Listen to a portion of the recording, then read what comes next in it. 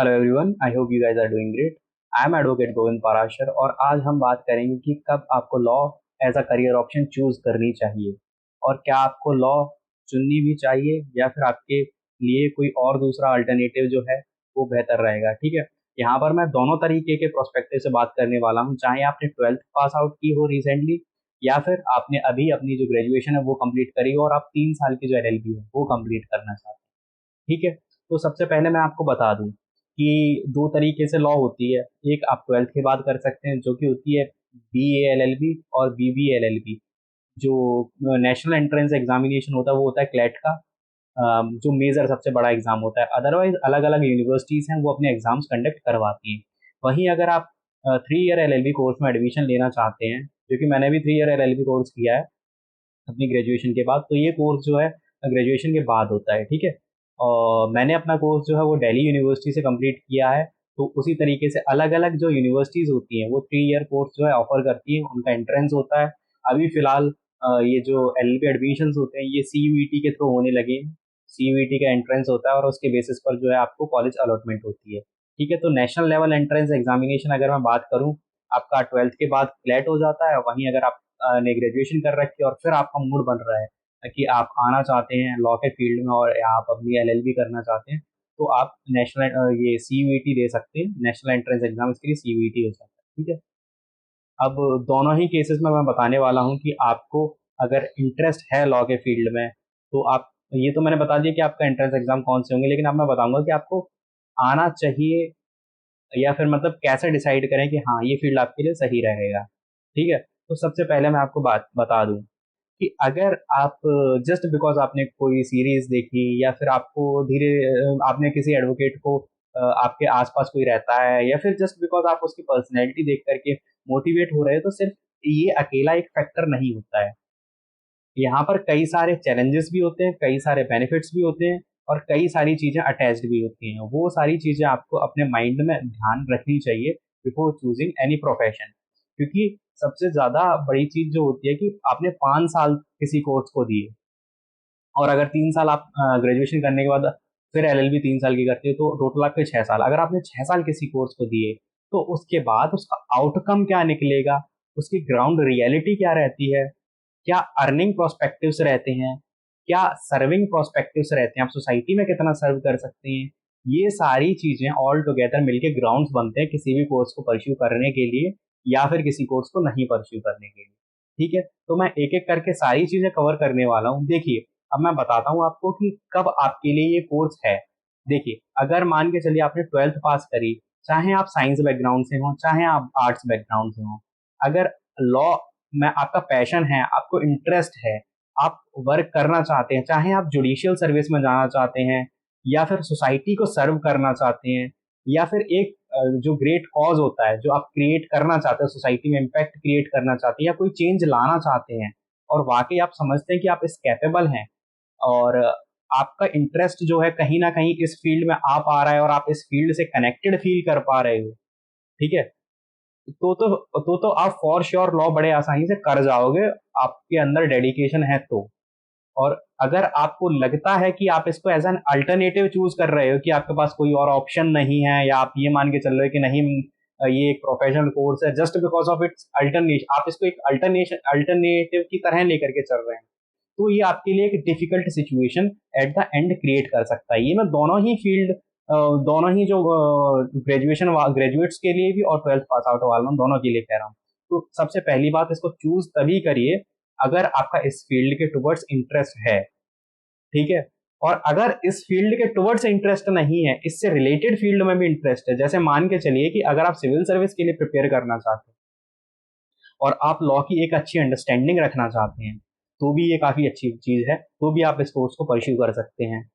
जैसे कि आपका इंटेंशन ये है कि आप साथ में अपनी सिविल सर्विस की प्रिपरेशन कंटिन्यू करेंगे और लॉ जो है वो कंटिन्यू करेंगे, तो ये भी एक अच्छा ऑप्शन है। ठीक है, जिसे आप चूज कर सकते हैं।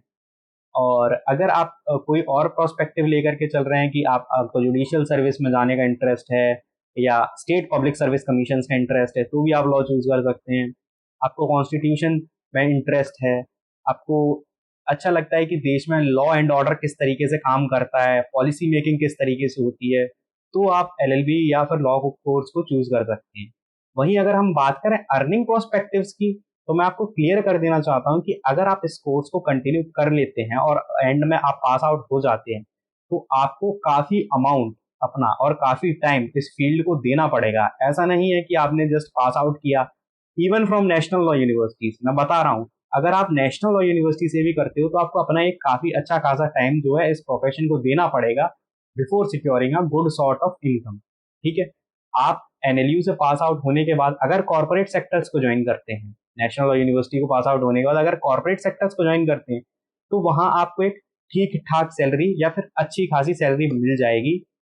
लेकिन वहीं अगर आप प्रैक्टिस के फील्ड में आते हैं तो आपको शुरुआत में अपना नाम बनाने के लिए और अपना जो काम है या फिर अपना जो एक इमेज है, अपनी पर्सनैलिटी है, उसको क्रिएट करने के लिए टाइम लग जाएगा। मैं ये नहीं कह रहा कि ये एक नेगेटिव साइड है, लेकिन ये एक ऐसा है कि किसी भी फील्ड में, चाहे आप मेडिसिन में जाएं या फिर आप इसमें आए, यहाँ पर आपको टाइम देना पड़ता है।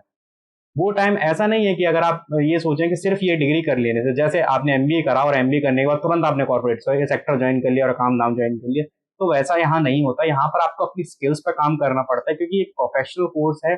यहाँ पर आपकी स्किल के बेसिस पे ही आपका करियर, जो आपकी डेवलपमेंट है, वो डिपेंड करता है। तो अगर आप रेडी हैं, आपको एक्साइट करता है लॉ, और अगर आप कनेक्टेड फील करते हैं, आप जानना चाहते हैं, क्यूरियस हैं सोसाइटी में किस तरीके से ये वर्क करता है, तो आपको लॉ करनी चाहिए। साथ ही साथ अगर आप ऐसे एग्जाम्स की प्रिपरेशन कर रहे हैं, चाहे वो आपका सिविल सर्विसेज एग्जाम हो, आपको इंटरेस्ट है इंडियन पुलिस सर्विसेज में, आपको इंटरेस्ट है कि किस तरीके से पुलिस वर्क करती है, आपको इंटरेस्ट है कि लॉ एंड ऑर्डर कैसे चलता है कंट्री में, लॉज कैसे बनते हैं, या कॉन्स्टिट्यूशनल लॉ में आपको इंटरेस्ट आ रहा है, तो फिर आपको ये फॉर श्योर कंटिन्यू करना चाहिए।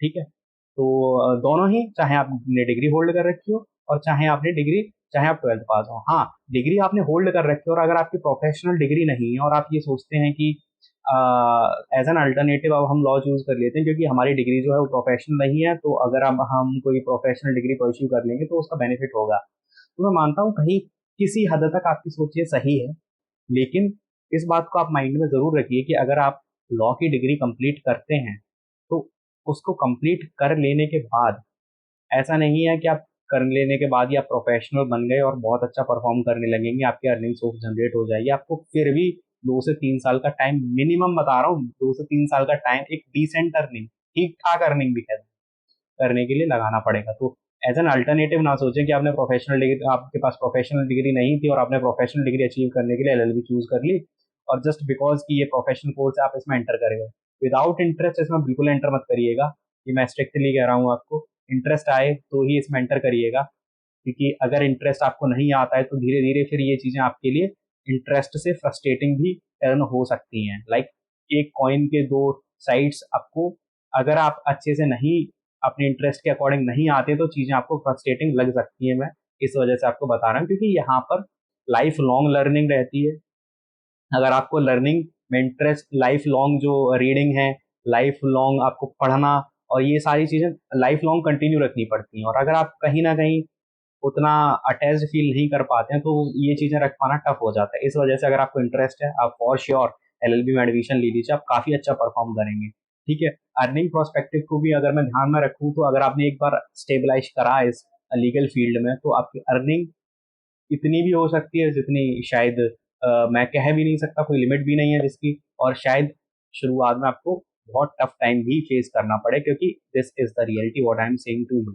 इट्स नॉट दैट इजी कि बस आपने लॉ करा एंड एवरीथिंग इज सेट, क्योंकि और भी काफी सारी चीजें हैं वो आपको करनी पड़ती है। ठीक है, all together it's a good course. आपको लॉ में जरा सा भी इंटरेस्ट है, फॉर श्योर आपको चूज कर लेना चाहिए।